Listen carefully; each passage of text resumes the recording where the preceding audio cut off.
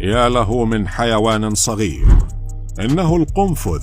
قد يبدو ضعيفا مقارنة بجسده، لكن صدقوني سوف تندهشوا عندما ترونه اليوم. إنه يسحق فرائسه بكل وحشية وعنف. هذا يعود لإصراره دائما على الفوز بأغلب المعارك التي يقع فيها. والشيء الرائع في هذا المخلوق لا يتأثر بالسموم، وهذا بالضبط ما سوف نشاهده اليوم. لكن قبل أن نبدأ لا تنسوا أن تدعمونا حتى نستمر بنشر المزيد إن شاء الله. هيا بنا. بينما كان هذا الصغير يتجول بين الرمال بحثا عن طعام، وجد شيئا لا يمكن تعويضه. لكن قبل أن يهاجمه كان يريد التأكد من عدم وجود أي شخص حوله. وحينما وجد المفترس الصغير الوقت المناسب للهجوم انقض على هذا الجرذ.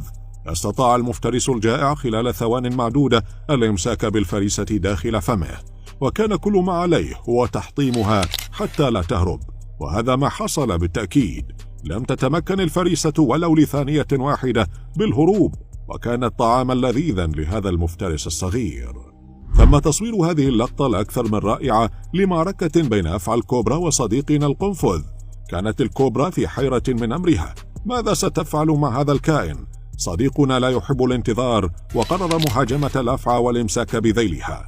كان من المتوقع أن يهرب القنفذ، لكن ما فعله كان غير متوقع، وهاجم الأفعى السامة. الشيء المريب أن الأفعى لم تفعل أي شيء، وكانت غير مهتمة لهذا الكائن الذي يهاجمها. لكن بعد بعض الوقت أدركت الأفعى أن هذا الكائن لا يلعب معها، وقررت الهروب بحياتها. وهذا ما حصل عندما شعرت بالخطر.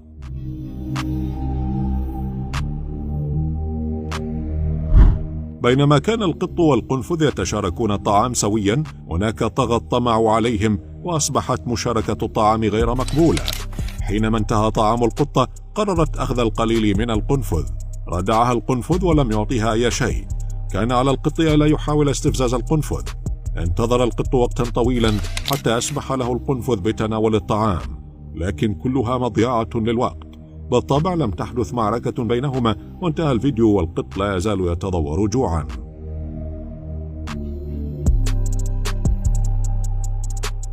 هنا لقطة رائعة أخرى لقنفذ مجرم أيضا. كان القنفذ جريئا جدا بمهاجمة الأفعى. بالفعل كان القنفذ يبحث عن شيء ليتناوله، وكان حظه رائعا بإيجاد إحدى الأفاعي هنا. بعد أن اقترب الجائع من منافسه للهجوم، كانت الأفعى هي من ضربت الضربة الأولى. بالطبع لم يتأثر القنفذ، وحان دوره لكي يوجه إليها ضربة قاسية. أمسك بها بكل قوة ومزقها إربا. الشيء الغبي في هذه الأفعى بدلا من الهروب قررت الوقوف أمام هذا الصغير القوي، وكانت نهايتها الموت، وأصبحت وجبة للمفترس الجائع.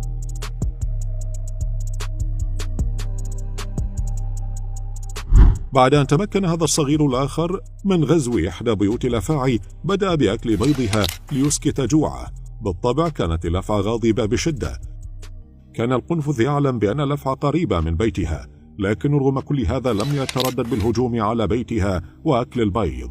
بعد أن انتهى من أكل البيض قرر الابتعاد عن بيت الأفعى. وجدته الأفعى وهو يخرج وقد أكل بيضها. لم تفكر الأفعى مرتين، وهجمت عليه وهي غاضبة. لكن بالطبع كانت الأفعى غبية بهذا الهجوم، لأن القنفذ لا يتأثر بسمها. كانت معركة قصيرة، وكان القنفذ غير معني بالقتال لأنه لم يكن جائعا بعد أكل البيض.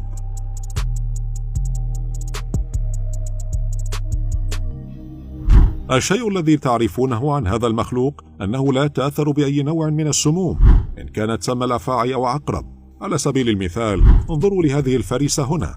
القنفذ وجد هذا العقرب وحرفيا قطعه إربا.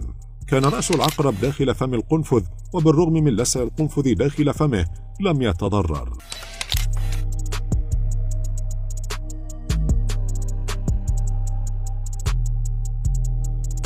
وجدت هذه الأفعى نفسها ملقاة داخل وعاء زجاجي مع قنفذ متعطش لدماء. ستفعل الفريسة الآن كل شيء للهروب. حاولت الأفعى إيجاد مخرج، لكن لسوء الحظ لم يكن هناك أي مخرج. اندلعت معركة بسيطة بينهم، وفي نفس الوقت كانت دموية وحتمية للأفعى، ودفعت حياتها بسبب جرأتها للوقوف أمام القنفذ. كان المفترس يلاحقها بأي مكان تهرب إليه، وفي النهاية كانت وجبة سهلة للقنفذ.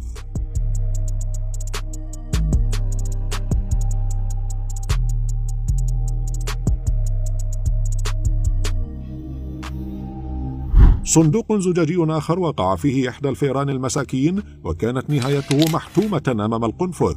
استطاع المفترس قتل الفار بكل سهولة، لكن بكل صراحة كان هذا القنفذ شرسا جدا بقتل الفأر، وبعد أن فشل الفأر بالهروب لأي مكان كان القنفذ شرسا لدرجة أنه مزق فريسته إلى أشلاء.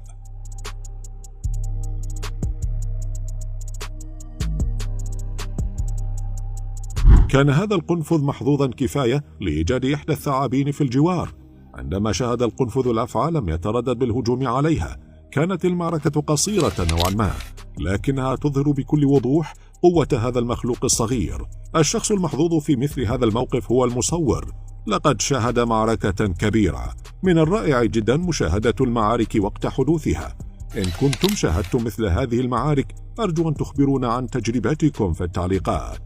وفي آخر لقطة تمكنت الأفعى من إفلات نفسها والهروب قبل أن تموت.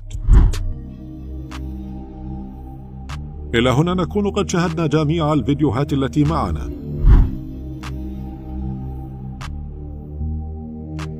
لكن قبل أن ننهي الفيديو دعونا نخبركم ببعض الحقائق عن هذا المخلوق القوي. القنفذ في العموم من الحيوانات التي تعيش منفردة ويقضي بعض الوقت مع الآخرين من القنافذ، إلا في خلال موسم التزاوج، وعند تربية الصغار لا ينفصل عنهم. القنفذ يصل إلى مرحلة النضج في فترة تتراوح بين 4 أسابيع بعد الولادة، وأنثى القنفذ يمكن أن تلد ما يقرب من 3 إلى 11 صغيرا من القنافذ.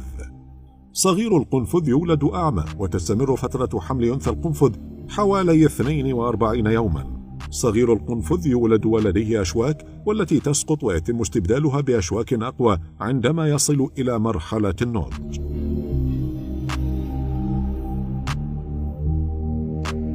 إلى هنا نكون قد وصلنا إلى نهاية الفيديو لهذا اليوم. لا تنسوا تسجيل الإعجاب والاشتراك في القناة حتى نستمر بنشر المزيد إن شاء الله. إلى اللقاء.